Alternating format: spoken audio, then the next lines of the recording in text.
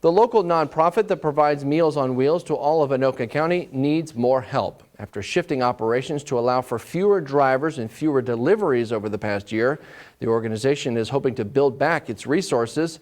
Danica Peterson has the story.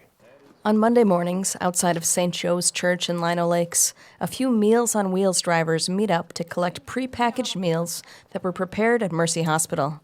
Each of these volunteer drivers will spend an hour or so delivering meals to people who, for whatever reason, may not be able to cook their own meals. Just looking for something to do to help the community. And this kind of seemed like an easy way to do it.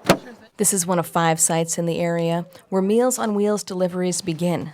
The food deliveries are managed by the local nonprofit Impact Services. Impact Services right now, we're delivering to almost 400 people throughout Anoka County and the city of Champlin. The delivery schedule took a hit due to the pandemic, but in the coming weeks, Griffiths would like to see it return to 5 days a week. Boy, COVID, we started with 5 days a week. We moved down to 3-day-a-week delivery.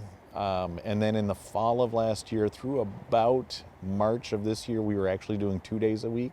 To be able to get back to Monday through Friday deliveries, Impact Services needs more drivers. Griffiths says that the deliveries aren't just about food. They can deliver multiple meals to a person each day. But equally important is having these volunteers check in on their clients, who are often elderly and often live alone. The check-ins are really important. I mean, it's really important, I think, for the people that we serve, because a lot of them are isolated, they're living alone, and they don't have somebody maybe who's checking in on them every day. To know that they've got a driver who's coming and knocking on their door, saying, "How are you doing today?" Just doing a real quick look around to make sure that everything is okay. I think that means the world to them. I know it also means a lot to their caregiver as well. These check-ins can only happen 5 days a week if more people in the community are willing to volunteer some time.